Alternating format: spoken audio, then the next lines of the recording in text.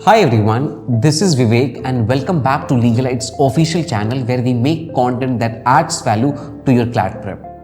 In the last video, we talked about reading comprehension concepts. In this video, we are going to discuss the question strategies. So without wasting any further time, let's start with the question strategies. Now, think about a master locksmith. वो ऐसा individual जो कि lock और की बनाता है. He really needs to know two things really well to be very good at his job: locks and keys. His success consistently depends on his ability to bring these two things together. Now, similarly, for a reading comprehension master needs to know two things really well.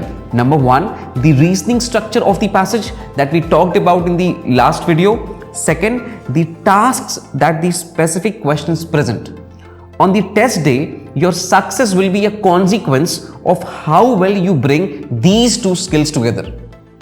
Now, when I say text, what do I mean? I mean the information laid out in the passage. And when I say task, question stem में कौन सा task दिया हुआ है, कौन सा task आपको perform करना है.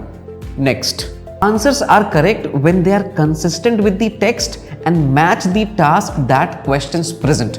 इसका मतलब क्या हो गया कि भाई कोई भी अगर करेक्ट आंसर चॉइस है तो ऑब्वियसली वो दो चीज फॉलो करना चाहिए. पहला कि it has to be consistent with the text. Consistent जब मैं बोल रहा हूं तो मैं क्या मीन कर रहा हूं कि the information has to be correct based on the factual information present in the passage.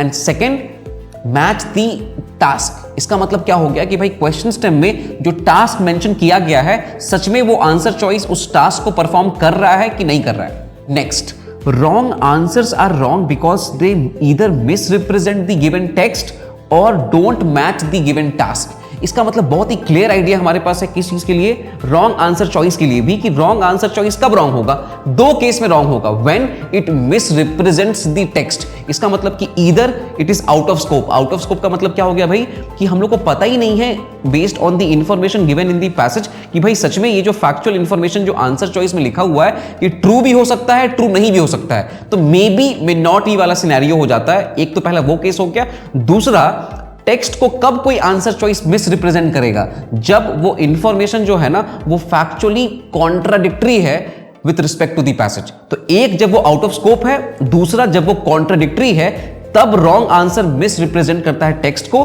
तो एक क्राइटेरिया ये है इनकरेक्ट आंसर चॉइस का, और दूसरा क्राइटेरिया क्या है, when it does not match the given task. For example, अब मान के चलिए ना कि अगर कोई क्वेश्चन स्टेम बोल रहा है मुझे कि स्ट्रेंथन करना है और आंसर चॉइस एक ऐसा बना हुआ है जो एक्चुअली इसको वीकन कर रहा है, तो ऑब्वियसली टास्क जो है वो मैच नहीं कर रहा है. टास्क था स्ट्रेंथन करने का और यहां जो टास्क वो आंसर चॉइस परफॉर्म कर रहा है वो कौन सी चीज का है, वो वीकन करने का है.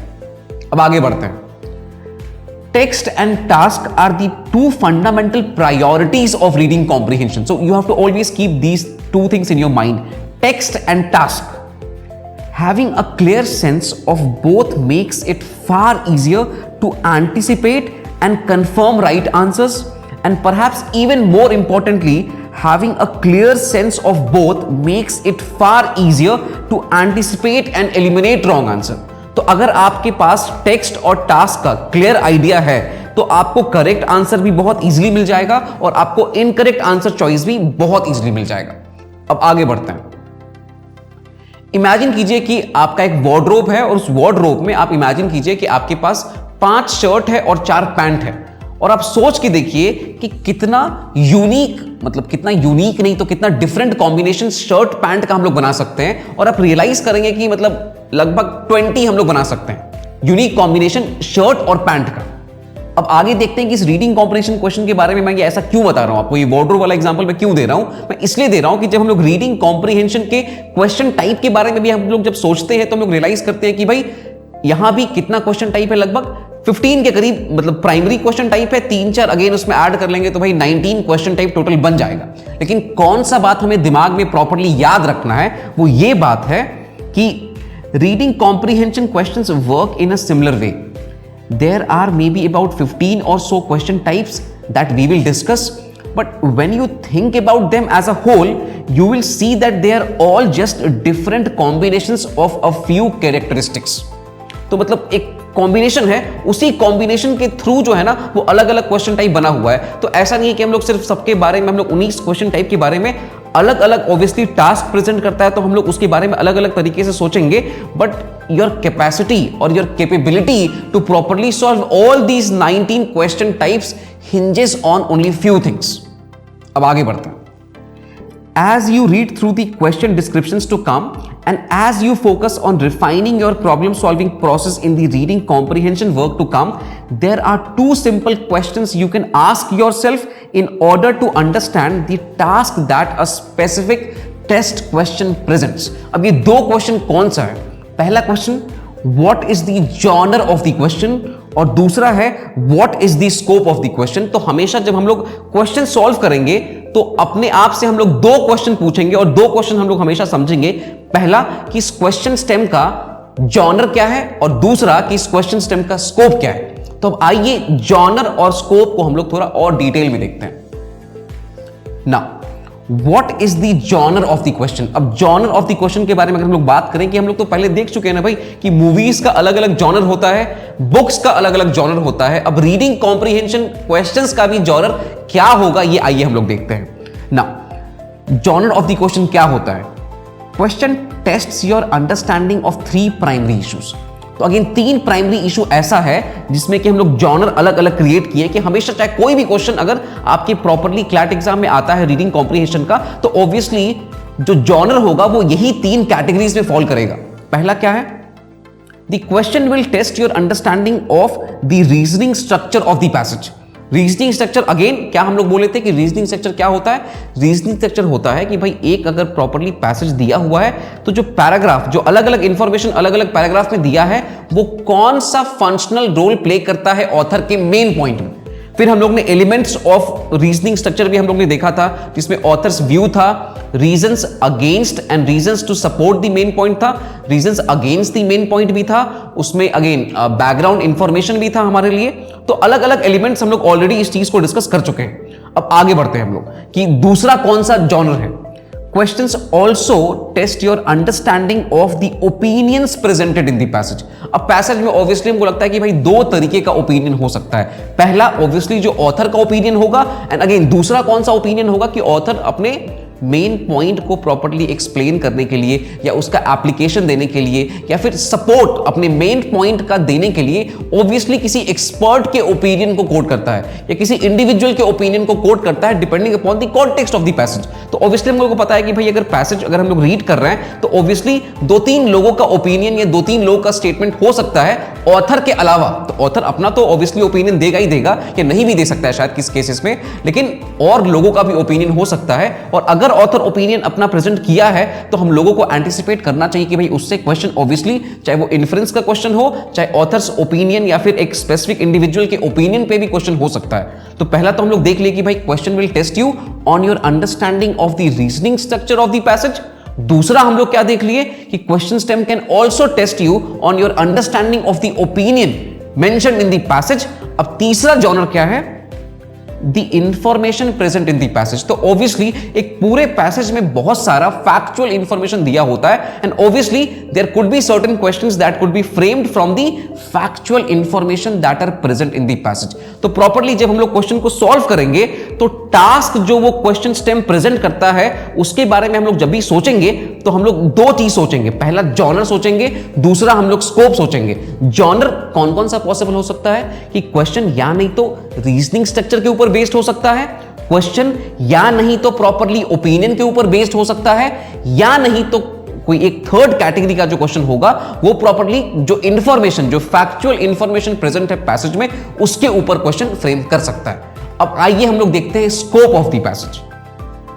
Now what is the scope of the passage? Now scope of the passage को डिटरमाइन करने के लिए कि भाई इस जो क्वेश्चन स्टेम है, जो टास्क प्रेजेंट किया है वो टास्क कहां से है, उसका स्कोप क्या है, उसका बाउंड्री क्या है, उसका पेरीमीटर क्या है, इसको जानने के लिए अगेन अपने आप से आपको दो क्वेश्चन पूछना है। पहला question, is it a question about the passage as a whole? क्या पूरे पैसेज, जो क्वेश्चन स्टेम है ये क्या पूरे पैसेज के ऊपर है? दूसरा, is it a question about just one specific paragraph, one sentence, one phrase one word mentioned in the passage. तो हमेशा जब हम लोग स्कोप के बारे में बात करते हैं तो मैं बस कुछ एग्जांपल, हम लोग आगे चल के ऑब्वियसली क्वेश्चन स्टेम को डिस्कस करने वाले हैं, लेकिन अभी अगर आप हमसे बोलेंगे कि भाई इसका आप डिफाइन करो कि भाई स्कोप क्या होता है और एक बहुत ही क्लियर अंडरस्टैंडिंग आपके दिमाग में बन जाए इस चीज को लेके, तो हमेशा ये समझना है भाई कि स्कोप दो क्वेश्चन पूछना है। एक, is it a question about the entire passage, about the whole passage, or is it a question based on one single paragraph, one single sentence, one single phrase और one single word? अब कुछ मैं example दे दूं कि अगर वो question overall पूरे passage का होगा तो क्या हो सकता है भाई, स्ट्रेंथनिंग का क्वेश्चन फ्रेम कर सकते हैं हम लोग, वीकनिंग का क्वेश्चन हम लोग फ्रेम कर सकते हैं, उसके बाद हम लोग और कौन सा क्वेश्चन फ्रेम कर सकते हैं, मेन आइडिया क्वेश्चन फ्रेम कर सकते हैं, प्राइमरी पर्पस क्वेश्चन फ्रेम कर सकते हैं, टाइटल क्वेश्चन हम लोग फ्रेम कर सकते हैं, सेंट्रल थीम क्वेश्चन हम लोग फ्रेम कर सकते हैं। और आप रियलाइज करोगे कि ये सारे question stems, specially main idea, central theme, primary purpose, title of the passage, ये किस क्लब में ये आएगा, ये प्रॉपर्ली आएगा हमारे पैसेज एज अ होल वाला। मतलब ये जो क्वेश्चन स्टेम है इसका स्कोप पूरा एंटायर पैसेज है। ऑन दी अदर हैंड दूसरा क्या था, is it a question about one paragraph. तो हम लोग देखते हैं बहुत टाइम के कोई फैक्चुअल क्वेश्चन या फैक्चुअल इन्फ्रेंस क्वेश्चन या बहुत टाइम स्ट्रेंथनिंग वीकनिंग का भी क्वेश्चन, कोई स्पेसिफिक आर्ग्यूमेंट, मतलब होल आर्ग्यूमेंट जो ऑथर का है उसमें कोई स्पेसिफिक स्टेटमेंट ऑथर दिया है या कोई स्पेसिफिक ओपिनियन ऑथर दिया है, उस ओपिनियन को स्ट्रेंथन या वीकनिंग करने के लिए हम लोग जब बात करते हैं तो ऑब्वियसली हम लोग को पता है कि भाई पूरे पैसेज में जो ऑथर का आर्ग्यूमेंट है उसको हम लोग को स्ट्रेंथन या वीकन नहीं करना है। हम लोग को किसको स्ट्रेंथन या वीकन करना है, एक स्पेसिफिक पैराग्राफ में जो ओपिनियन या आर्ग्यूमेंट ऑथर ने दिया है उसको स्ट्रेंथन या वीकन करना है हमें। तो हम लोग को प्रॉपर्ली डिफरेंशिएट करना पड़ेगा ये कि भाई जो क्वेश्चन स्टेम है, जो टास्क प्रेजेंट किया है, उसका प्रॉपर्ली स्कोप क्या है। क्या it is asking a question about the entire passage और is it asking a question about one single paragraph, one single sentence, one single word or one single phrase, right? Now we have understood this, so obviously you have to understand that to be a reading comprehension master you need to know about two things. Number one, text की proper understanding होनी चाहिए। दूसरा, आपको समझ में आना चाहिए कि किस तरीके का क्लियर टास्क क्वेश्चन स्टेम आपके सामने प्रेजेंट कर रहा है। और टास्क के बारे में हम लोग किस तरीके से सोच सकते हैं, दो तरीके से हमेशा हम लोग सोचेंगे। एक कि what is the genre of the question, और हम लोग को पता है कि भाई तीन हो सकता है, रीजनिंग स्ट्रक्चर से क्वेश्चन पूछा जा सकता है, ओपिनियन से क्वेश्चन पूछा जा सकता है, और तीसरा जो इंफॉर्मेशन प्रेजेंट है पैसेज में उससे क्वेश्चन पूछा जा सकता है। दूसरा स्कोप, या नहीं तो वो पूरे पैसेज के बारे में होगा या नहीं तो वो इंडिविजुअल स्पेसिफिक इंफॉर्मेशन जो दिया होगा उसके बारे में होगा। और बहुत ही इजी तरीका, दोनों क्वेश्चन स्टेम, दोनों मतलब जो क्वेश्चन स्टेम जो टास्क प्रेजेंट कर रहा है उसके बारे में अगर हमें प्रॉपर्ली सोचना है तो हम लोग दो तरीके से प्रॉपर्ली सोच सकते हैं कि कुछ क्वेश्चंस ऐसे होते हैं जो यूनिवर्सल होते हैं, पैसेज एज अ होल पे होते हैं, और कुछ लोकल होते हैं। इसका मतलब कि specific word, specific phrase, specific sentence या स्पेसिफिक ओपिनियन या आर्ग्यूमेंट या पैराग्राफ ऑफ द पैसेज जो कि दिया हुआ है। हम लोग आगे बढ़ते हैं। नाउ यू कैन सी कि there are so many question stems, बहुत सारा क्वेश्चन स्टेम है जो हम लोग डिस्कस करने वाले हैं। एंड ऑब्वियसली ये सारे क्वेश्चन स्टेम्स को हम लोग डिफरेंट कैटेगरीज में प्रॉपर्ली बांट दिए हैं। तो आप प्रॉपर्ली देख पा रहे होंगे कि पहला है यूनिवर्सल क्वेश्चन, और यूनिवर्सल क्वेश्चन में कौन कौन से क्वेश्चन हम लोग डिस्कस करने वाले हैं, main idea question, primary purpose question, central theme question, title question. अब देखते हैं कि ग्रुप बी क्या है भाई। ग्रुप बी जो है वो एप्लीकेशन बेस्ड क्वेश्चन है। इसमें कौन कौन सा आता है भाई, principle based question, analogy based question, parallel reasoning based questions. अब हम लोग देखेंगे कि थर्ड ग्रुप कौन सा है भाई, तो थर्ड ग्रुप है स्पेसिफिक डिटेल या स्पेसिफिक ओपिनियन। तो हम लोग को समझ में आ गया कि भाई इस क्वेश्चन स्टेम का स्कोप जो है वो इंडिविजुअल पैराग्राफ या इंडिविजुअल इंफॉर्मेशन है, not the passage as a whole. और इस कैटेगरी में कौन कौन सा क्वेश्चन स्टेम आता है, आइए हम लोग देखते हैं। पहला ओपिनियन बेस्ड क्वेश्चन आ सकता है, इन्फ्रेंस बेस्ड क्वेश्चन आ सकता है, डिटेल बेस्ड क्वेश्चन आ सकता है, ड्रॉ कंक्लूजन बेस्ड क्वेश्चंस भी आ सकता है। अब हम लोग देखेंगे आर्ग्यूमेंट बेस्ड कौन कौन सा क्वेश्चन स्टेम होता है। तो आर्ग्यूमेंट बेस्ड क्वेश्चन स्टेम कौन कौन सा होता है, वीकनिंग आर्ग्यूमेंट होता है, स्ट्रेंथनिंग आर्ग्यूमेंट होता है, एजम्पशन होता है। Final vocabulary and grammar based question, जो कि आप देखिए कि स्पेसिफिकली उसको आना चाहिए इंग्लिश वाले सेक्शन में। Majority of the 8 official papers में आप देखेंगे कि ये सिर्फ और सिर्फ इंग्लिश वाले सेक्शन में है, लेकिन एक दो बार ऐसा एक्सेप्शनल केस हुआ है जहां की एक दो वोकैबुलरी का क्वेश्चन या एक दो ग्रामर बेस्ड क्वेश्चन जो है प्रॉपर्ली कहां दिया हुआ है, लॉजिकल रीजनिंग सेक्शन में दिया हुआ है। और इसमें कौन कौन से क्वेश्चन स्टेम को हम लोग डिस्कस करने वाले हैं। पहला ग्रामर बेस्ड क्वेश्चंस, दूसरा वोकैबुलरी बेस्ड क्वेश्चंस, तीसरा tone of the author, very much important, और हम लोग इसको एग्जॉस्टिवली डिस्कस करेंगे। मतलब ऐसा नहीं कि मैं बस आपको एक लिस्ट दे दूंगा, मैं प्रॉपर्ली कैटेगराइज करा के हर एक वर्ड को समझाऊंगा अच्छे एग्जाम्पल के साथ। और फाइनली है ऑथर्स राइटिंग स्टाइल। तो ऑथर्स राइटिंग स्टाइल भी आप देखेंगे कि अगेन 4 तरीके का होता है जो प्रॉपर्ली इंपॉर्टेंट है। एक है पहले नरेटिव, दूसरा है एक्सपोजिटरी या फिर एनालिटिकल, दोनों में से कुछ भी वर्ड हम लोग इसको रिप्रेजेंट कर सकते हैं। तीसरा है डिस्क्रिप्टिव और चौथा है आर्ग्यूमेंटेटिव या परसुएसिव, इसको हम लोग कुछ भी बोल ले। इसको भी हम लोग पैसेज का एग्जांपल लेके डिटेल में हम लोग डिस्कस करने वाले हैं। अब हम लोग आगे पढ़ते हैं।